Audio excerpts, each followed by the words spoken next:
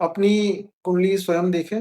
Series में मैंने पिछली वीडियो में आपको गणों के बारे में, उनके गुणों के बारे में, उनकी सावधानियों के बारे में और गणों के अध्ययन से आप अपने जीवन को कैसे सुगम बना सकते हैं, सफल बना सकते हैं, ये मैंने आपको बताया था।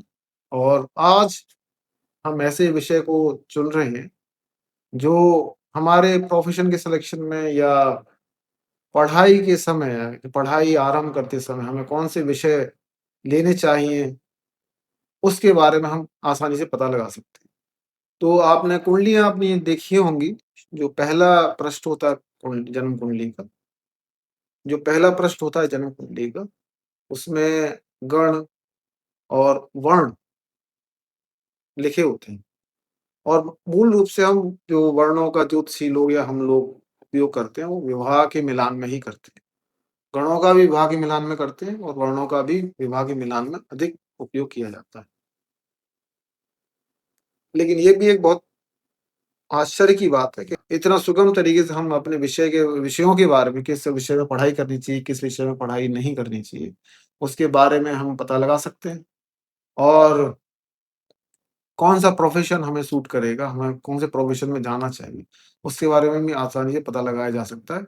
एक छोटी-सी जानकारी आपके बहुत काम की रहेगी। वीडियो अंत तक देखिएगा, क्योंकि इसमें मैं आपको वर्णों के बारे में और उनके लिए जो उचित विषय रहेंगे, उनके बारे में और उपायों के बारे में मैं आपको पूरा विस्तार से ठीक है?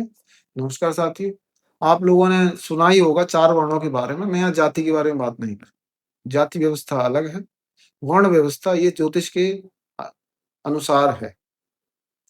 तो यहाँ जो वर्णों के बारे में बात हो रही है, वो चंद्र नक्षत्र के आधार पर हो रही है। आपने 4 वर्णों के बारे में सुना ही होगा, विप्र वर्ण, वैश्य वर्ण, क्षत्रिय वर्ण, शूद्र वर्ण। और ये कोई ज़रूरी नहीं है किसी की अगर ब्राह्मण जाति है तो उसका विप्र वर्ण ही होगा, उसका शूद्र वर्ण भी हो सकता है। तो इसलिए आप जाति और वर्ण को अलग-अलग रखिएगा। जाति कोई भी हो सकती है, वर्ण तो ज्योतिष के नियमों के अनुसार ही होते हैं। तो ज्योतिष में वर्णों का महत्व क्या है वो समझते हैं। वर्ण यहाँ हमारी जो क्षमताएँ हैं, हमारी जो प्रतिभा है, हमारे अंदर जो भी प्रतिभा है, हमारे अंदर जो भी क्षमता है, टैलेंट है हमारा, उसके बारे में हमको बताता है। तो व्यक्ति के भीतर कितनी बौद्धिक क्षमता है, कितनी व्यापारिक क्षमता है, कितनी परिश्रम संबंधी क्षमता है, वो योग्यता है, वो वर्ण से पता लग जाएगा। और जैसे मैंने पहले ही बताया था यहाँ ज्योतिष में वर्ण चंद्र नक्षत्र या राशि से तय किए जाते हैं। ज्योतिष में जो वर्णों का जो वर्णन किया गया है, वो वारामिहिर ने भी किया है, पाराशर जी ने भी किया है, बृहद जातक में भी आपको मिल जाएगा, फल दीपिका में भी काफ़ी विस्तार से दिया, ठीक है? अब बात करते हैं विप्रवर्ण की। जैसा कि नाम से समझ में आ रहा है कि विप्रवर्ण के लोगों के लिए ज्ञान देना या ज्ञान लेना ही उचित रहेगा। पर हम विस्तार से भी समझाएँगे आपको कि क्या करना चाहिए, क्या नहीं करना चाहिए और विप्रवर्ण पता कैसे लगाएँ कि हमारा विप्रवर्ण है। तो सबसे पहले जानते हैं कि विप्रवर्ण के ग्रह कितने हैं। विप्रवर्ण के 2 ग्रह हैं। पहला ग्रह है बृहस्पति, दूसरा ग्रह है शुक्र। दोनों ही गुरु हैं। एक देवों के गुरु हैं, एक राक्षसों के गुरु हैं। ठीक है? और राशियाँ भी 3 हैं। 3 राशियाँ हैं जो कि जल तत्व की राशियाँ हैं। कर्क राशि, वृश्चिक राशि और मीन राशि। ये भी विप्रवर्ण की राशियाँ मानी गई हैं। लेकिन जो नक्षत्र हैं, चंद्रमा यदि इन नक्षत्रों में है, तो आपका विप्रवर्ण होगा। यदि आपका चंद्रमा पुनर्वसु में हो, पुष्य में हो, अश्लेषा में हो, विशाखा में हो, अनुराधा में हो, ज्येष्ठा में हो, पूर्व भाद्रपद में हो, उत्तर भाद्रपद में हो, रेवती में हो, आपका विप्रवण है। बता इसलिए रहा हूँ क्योंकि कई बार हम लोगों को भ्रम रहता है, अलग-अलग जगहों पर अलग-अलग नक्षत्रों के नाम हैं। मैंने जो नक्षत्रों के नाम लिए हैं, वो काशी विश्वनाथ पांचांग के अनुसार ही लिए हैं। ये तो आप समझ ही गए होंगे कि जो विप्रवण के लोग हैं, वो बुद्धिमान होते हैं, ज्ञान प्रधान होते हैं, शिक्षा प्रेमी होते हैं, परोपकारी होते हैं, आध्यात्मिक होते हैं। तो इन्हीं क्षमताओं का आपको कैसे उपयोग करना है, उसके बारे में चर्चा करेंगे। तो इनके अंदर अध्ययन करने की, पढ़ने की, शोध कार्य करने की, रिसर्च वर्क में बहुत अच्छा इनका रुचि रहता है, शिक्षा में रुचि रहता है, करियर काउंसलिंग है, गाइडेंस है, इनकी योग्यताएँ उच्च होती हैं। तो विप्र वर्ण के लोगों को बुद्धिमत्ता वाली गतिविधियों में रुचि रहेगी। पर एक सावधानी आपको रखनी है कि आपकी क्षमताओं का उपयोग दूसरे लोग दुरुपयोग ना करें, तो इसलिए थोड़ा सावधान रहें। क्योंकि इनकी जो राशियाँ हैं वो जल तत्व की हैं, जल तत्व की राशियाँ थोड़ी-सी भावुक करने वाली होती हैं और अगर यदि आप भावुक जल्दी हो जाएँगे तो दूसरे लोग आपकी क्षमताओं का दुरुपयोग करेंगे ही करेंगे। एक बात और यहाँ पर विशेष कि यदि आपके दशम भाव में इनमें से कोई भी राशि हो या दोनों ग्रहों में से कोई भी ग्रह हो, तो आप प्रयास करें कि आपका जो काम है, वो विप्र वर्ण के अनुरूप हो। अब हम बात करते हैं क्षत्रिय वर्ण की, तो जैसा कि नाम से ही स्पष्ट है कि ऐसे लोग साहसी होंगे, लीडरशिप की क्वालिटीज़ होंगी, रक्षक होंगे, डिसिप्लिन, अनुशासन प्रिय होंगे, परंतु कभी-कभी थोड़ा-सा आक्रामक हो सकते हैं, थोड़ा एग्रेसिव नेचर होता है और समाज की सेवा करना, रक्षा विभाग में काम करना या रक्षा संबंधी काम करना, एडमिनिस्ट्रेशन, लीडरशिप इनके स्वभाव में ही होता है। पता कैसे लगाएँगे कि आपका क्षत्रिय वर्ण है? देखिए, क्षत्रिय वर्ण के 2 ग्रह हैं, मंगल और सूर्य, दोनों ऊर्जा के भंडार हैं और 3 ही राशियाँ हैं और तीनों राशियाँ अग्नि तत्व की हैं। तो आप समझ पा रहे हैं क्षत्रिय वर्ण के लोगों में ऊर्जा की अधिकता रहेगी। तो पहली राशि है मेष, दूसरी है सिंह, तीसरी है धनु। तो यदि आप चंद्र नक्षत्र के आधार पे अपना पता लगाना चाहते हैं कि आप क्षत्रिय वर्ण है या नहीं, तो मैं आपको नक्षत्रों के नाम बता देता हूँ। अश्विनी है, भरणी है, कृत्तिका है, मघा है, पूर्व फाल्गुनी है, उत्तर फाल्गुनी है, मूल है, पूर्वाषाढ़ा है, उत्तर भाद्रपद, ठीक है? ये नक्षत्रों के कुछ नाम हैं जो आप पता लगा सकते हैं यदि आपके चंद्रमा इन नक्षत्रों में है, आपका क्षत्रिय वर्ण होगा। क्षत्रिय वर्ण के लोगों को एक सलाह ज़रूर दूँगा मैं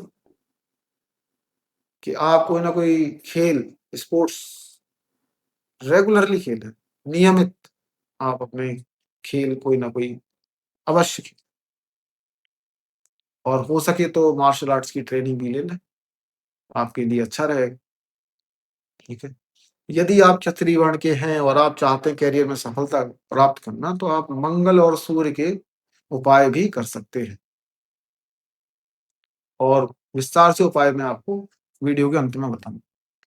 आप समझते हैं वैश्य वर्ण के बारे में और इनका स्वभाव व्यवसायी, मैनेजमेंट, व्यापार क्षमता, धन की व्यवस्था, फाइनेंशियल मैनेजमेंट जिसको बोलते हैं, लेन-देन और व्यावहारिक समझ रखने वाला होता है। पता कैसे लगाएँगे? वैश्य वर्ण के बारे में। देखिए वैश्य वर्ण के भी 2 ग्रह हैं, चंद्रमा है और बुध है, ठीक है? और वैश्य वर्ण की जो राशियाँ हैं, वो है वृष, कन्या और मकर, ठीक है? ये पृथ्वी तत्व की राशियाँ हैं, तो इसको समझिएगा पृथ्वी तत्व की राशियाँ, तो ऐसे जो आपने देखा होगा जो बहुत पुराने अमीर लोग होते हैं, पुराने व्यवसाय करने वाले होते हैं, बड़े बहुत विनम्र मिलेंगे आप, जिसको डाउन टू अर्थ बोलते हैं। तो आप अपने ज़मीन से अपनी जो संस्कारों से जुड़े रहें, तो आपका जो वैश्य वर्ण है, वो आपको अधिक से अधिक सफलता देगा। तो ऐसे लोगों को मैं एक सलाह दूँगा कि आप शेयर मार्केट वाला काम भी साथ-साथ करते रहें। आप कोई भी काम करते हो, लेकिन ये शेयर मार्केट वाला या फाइनेंशियल मैनेजमेंट वाला काम अवश्य करें, तो आपको लाभ अवश्य होगा। और अपनी जन्म कुंडली का सूक्ष्म अध्ययन किसी विद्वान ज्योतिषी से करा लें, तो और भी अच्छा रहेगा। अब चंद्र नक्षत्र के आधार पर पता लगाएँगे कि आपका वैश्य नक्षत्र है या नहीं। तो यदि आपका चंद्रमा कृत्तिका नक्षत्र में है, रोहिणी में है, मृगशिरा में है, उत्तर फाल्गुनी में है, हस्त में है, चित्रा में है, उत्तराषाढ़ा में है और श्रवण नक्षत्र में है या धनिष्ठा नक्षत्र में, आप ये मानकर चलिए कि आपका वैश्य वर्ण है। अब सबसे महत्वपूर्ण एक वर्ण है शूद्र वर्ण और लोग उसको थोड़ा-सा समझ सकते हैं कि थोड़ा नीचा वर्ण है, ऐसा कुछ नहीं। ये ज्योतिष में बहुत महत्वपूर्ण माना गया है इसको। ऐसे लोग कर्मठ होंगे, व्यावहारिक होंगे, व्यवस्थित तरीके से काम करने वाले लोग हैं, सेवा प्रधान हैं, सहायक हैं, कार्यकुशल होते हैं, परिश्रमी होते हैं और समाज के सहयोगी होते हैं। इतने गुण हैं और मैं आपको सलाह दूँगा शूद्र वालों को कि मेहनत से जी नहीं चुराएँ क्योंकि आपके अंदर असीमित क्षमताएँ हैं। तो आपको प्रोफ़ेशन आपको अपने विषय का या प्रोफ़ेशन का सिलेक्शन कैसे करना है, वो मैं आपको थोड़ा आपको समझा देता हूँ कि विप्रवर्ण के लोग जैसा ना पहले भी हमने चर्चा की थी, विप्रवर्ण के लोग शिक्षा में बहुत अच्छा काम कर सकते हैं, शोध कार्य कर सकते हैं, सलाहकार का काम कर सकते हैं, काउंसलिंग का भी कर सकते हैं, टीचिंग का भी काम कर सकते हैं, राइटिंग वाला काम कर सकते हैं, कोई भी किताब लिखना या आर्टिकल्स लिखना। जज बहुत अच्छे बन सकते हैं। यदि आपकी आध्यात्म में रुचि है, तो आप पंडित वाला काम भी कर सकते हैं। विज्ञान में बहुत अच्छा जो फंडामेंटल साइंस होती है, उसके अंदर बहुत अच्छा काम करे, थ्योरेटिकल साइंस बहुत अच्छा इनका विप्रवण के। वेद पुराणों पे अध्ययन कर सकते हैं। ये दवाइयों पे या चिकित्सा पे भी बहुत अच्छा काम कर सकते हैं। तो आपकी जो रुचि है वो इन विषयों में रहेगी या इनके अनुसार आप विषय का चयन कर सकते हैं और यदि किसी योग्य ब्राह्मण से अगर आप जन्म कुंडली का अध्ययन करा लें, तो आपको बिल्कुल सटीक तरीके से पता चल जाएगा आपको करना क्या है।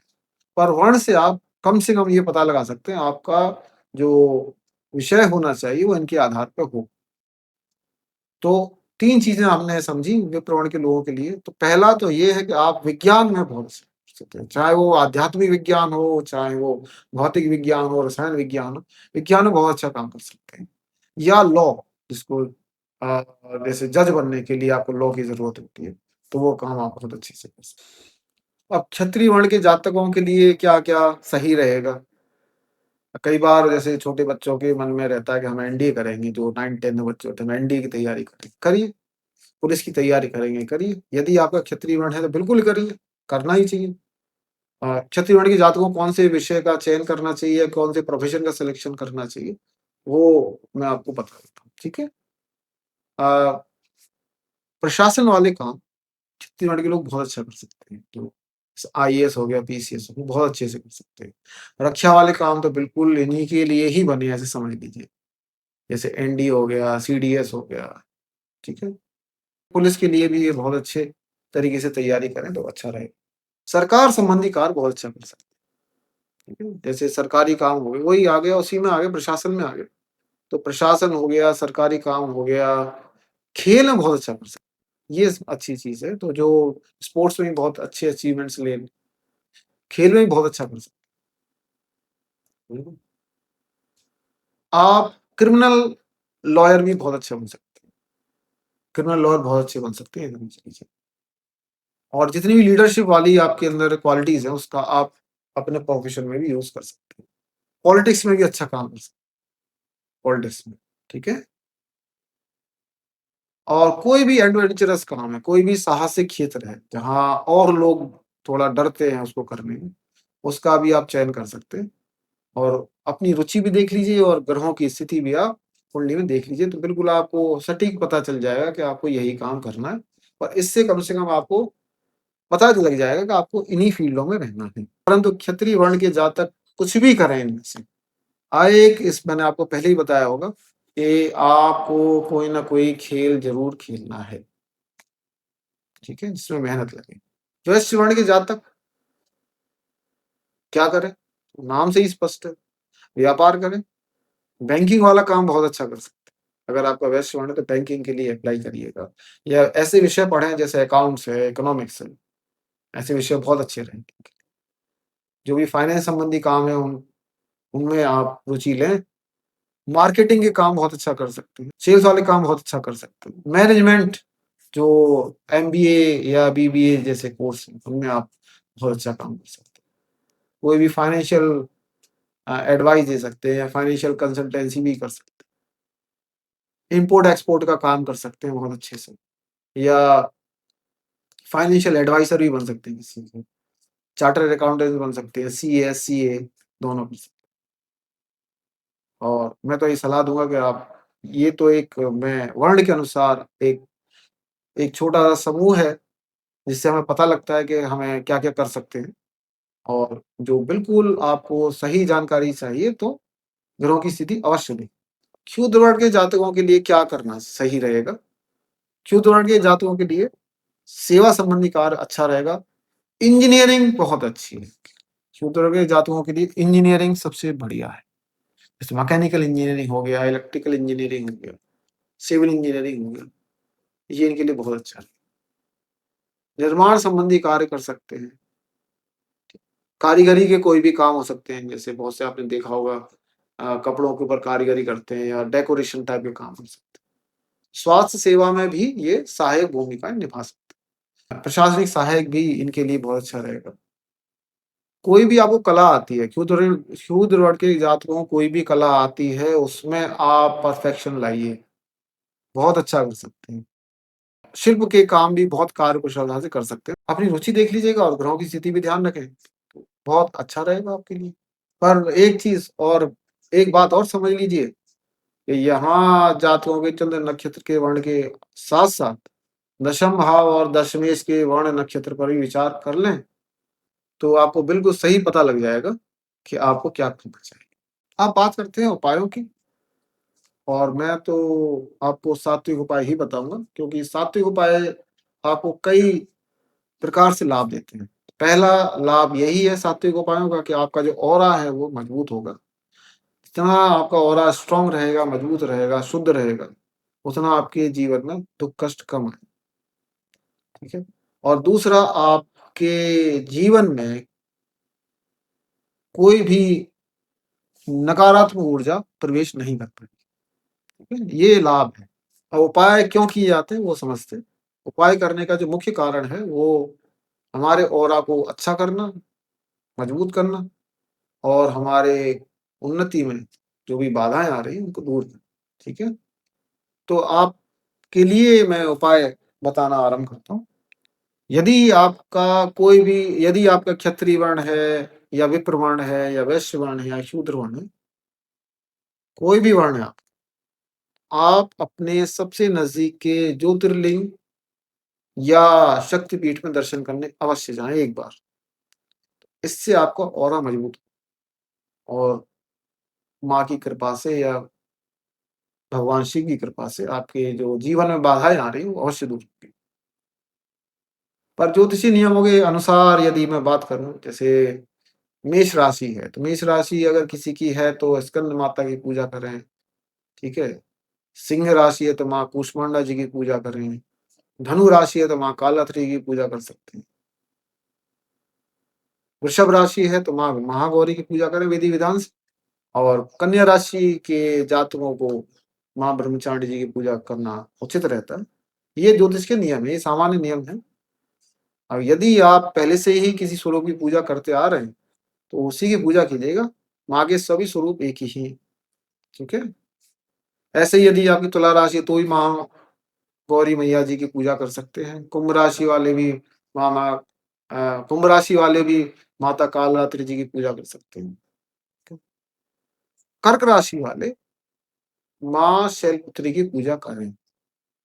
वृश्चिक राशि, ये थोड़ा-सा माना जाता है कि वृश्चिक राशि में चंद्रमा नीच के हो जाते हैं। तो उनको माँ चंद्रघंटा की पूजा अवश्य करनी चाहिए ताकि उनके मन में जो नकारात्मक विचार आ रहे हैं, बार-बार विचार आते हैं, वो कम हो जाएँ। और मीन राशि वाले भी माँ चंद्रघंटा की पूजा करें, स्वरूप की पूजा करें। और एक विशेष सावधानी मैं आपको देता हूँ, यदि आपका गण राक्षस है, तो किसी भी पूजा से पहले शिव आराधना या शिव की स्तुति बहुत ज़रूरी है।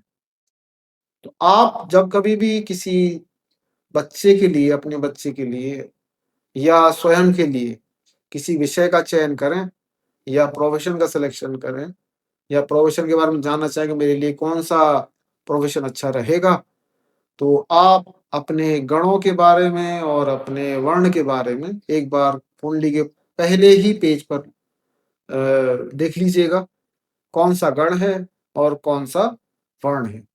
तो आप बड़ी आसानी से समझ पाएँगे कि मुझे ये ठीक रहे। ये सब विषय लेना ठीक रहेगा और ये प्रोफ़ेशन में काम करना ठीक रहेगा। आशा करता हूँ कि अब आप अपने विषयों के चयन में और अपने प्रोफ़ेशन के चयन में किसी तरह का भ्रम नहीं रखेंगे। जो भी आपका वर्ण है, जो भी आपका गण है, उसके अनुसार बड़े आसानी से आप पता लगा पाएँगे कि आपको क्या करना चाहिए और क्या नहीं करना चाहिए। धन्य